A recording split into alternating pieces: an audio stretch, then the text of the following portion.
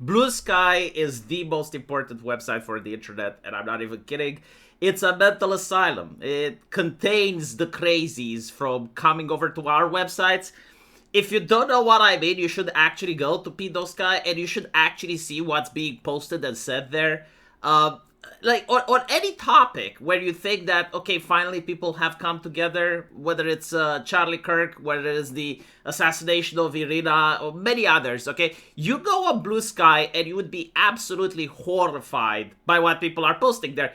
And it's not just like random anonymous people.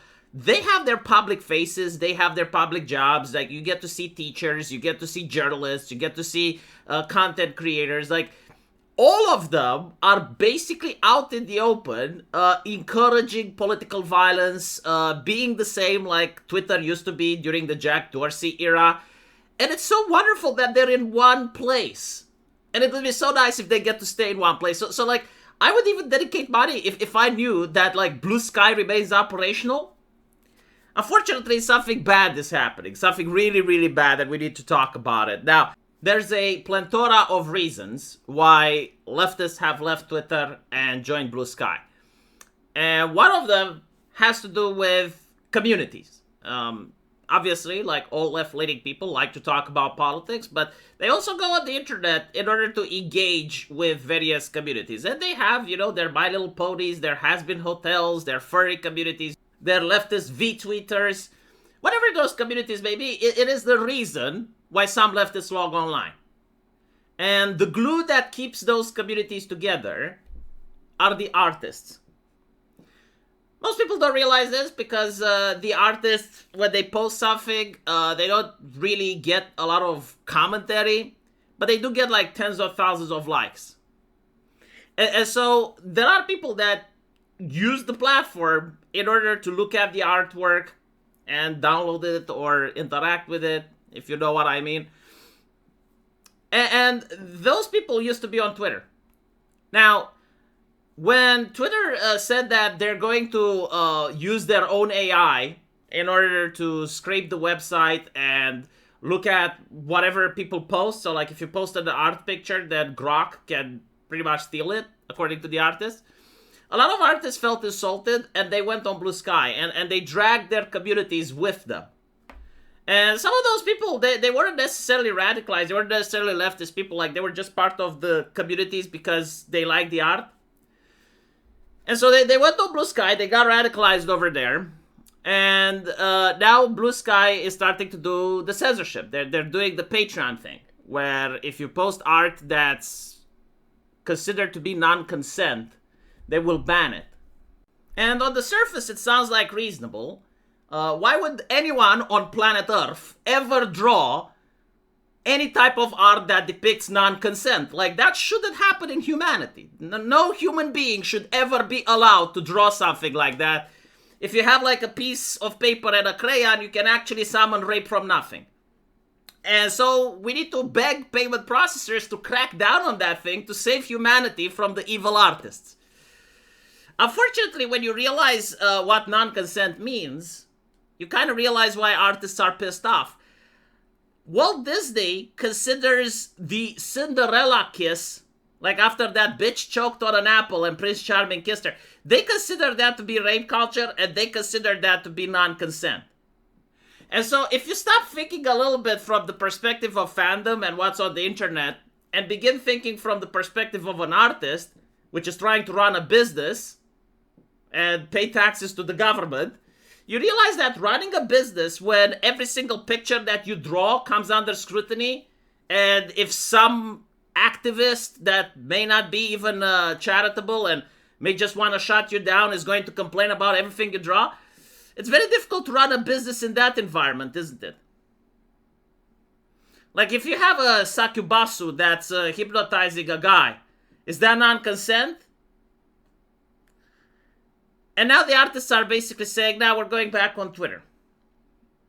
And I think they're going to bring their communities with them, because that's usually how it works. So we're going to get inundated by a huge wave of leftist chuckleheads coming to our platforms, yet again, because of Visa and MasterCard. God fucking damn it. I think like what's happening here, because a lot of people are not understanding like why Blue Sky is doing this. I don't even think it's Blue Sky itself. I think what's happening is that on the internet, when you're a small platform, you can get away with many things. But once you get numbers, once you reach a certain threshold, you get to be under scrutiny. And so on Blue Sky, they're probably under the microscope of the payment processors now.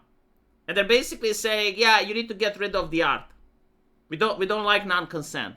Even if it's fictional. Even if it's like Snow White and Prince Charming. You gotta get rid of that. Take into account, Disney actually changed one of their rides. Like, they had the one of the ride that was like a choo-choo train or some shit. And you would get to see the scene where Prince Charming kisses Cinderella. They got rid of that because it's non-consent.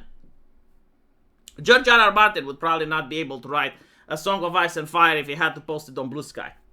Especially if it was like a comic book with drawn images and stuff. And so, most people don't agree with it.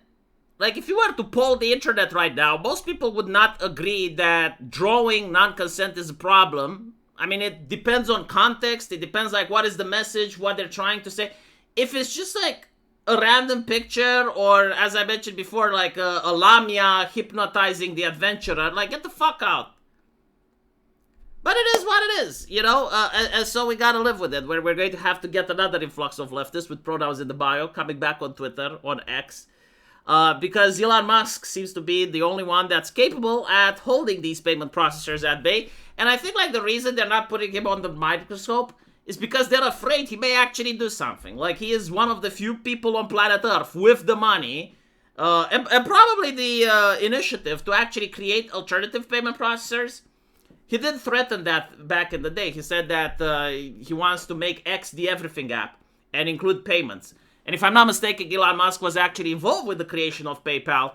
And so that's probably why X is the safe bet.